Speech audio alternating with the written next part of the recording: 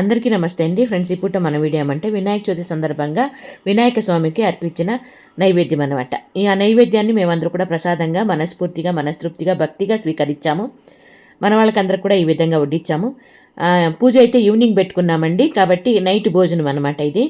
ఇంకా దీంతో పాటు ఎవరికైనా కావాలంటే రసమన్నం కూడా వడ్డించుకోవచ్చు. మీకు తెలుసు కదా, నైట్లో రసమన్నమే ఉంటుంది అన్నట్లుగా. ఇదిగోండి, మన వాళ్ళు కొంతమంది ప్రసాదాలతో పాటు రసమన్నం కూడా వడ్డించుకున్నారు. అది వాళ్ళ ఇష్టము.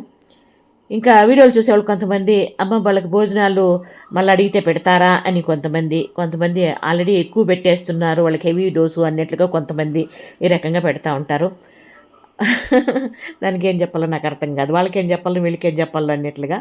ఇక్కడ గమనించాల్సింది ఒకటి ఏమంటే, వృద్ధులు హెల్తీగా ఉన్నారా అంతవరకే మనం గమనించాల్సింది. ఏమంటే వాళ్ళకి అన్ని రకాల మంచిగా అందుతూ ఉంది కాబట్టి వాళ్ళు ఆరోగ్యంగా ఉండారు అని మాత్రమే మనం అర్థం చేసుకోవాలి. మీరైనా మేమైనా ఎవరైనా. అవునా కదా? మీరేమంటారు? మీ అభిప్రాయం కామెంట్లో తెలియజేయండి. ఇంకా చూడండి, ఇక్కడ ప్రసాదాలు కూడా తింటున్నారు, దాంతోపాటు భోజనాలు కూడా, అంటే రసమన్నం కూడా తింటున్నారనమాట.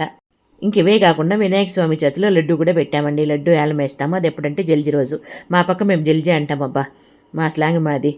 నేను ఎవరు కామెంట్లో పెట్టారు జల్జీ కాదమ్మా అన్నట్లుగా. మా పక్క మేము జల్జీ అంటాం కాబట్టి అదే విధంగా అంటాం. ఇది ఇప్పుడు మన చిన్న వీడియో మీద అభిప్రాయం తెలియజేస్తూ వీడియో నచ్చితే లైక్ చేయండి. మీ విలువైన సమయాన్ని కేటాయించి వీడియో చివరి వరకు చూసినందుకు మనస్ఫూర్తిగా కృతజ్ఞతలు.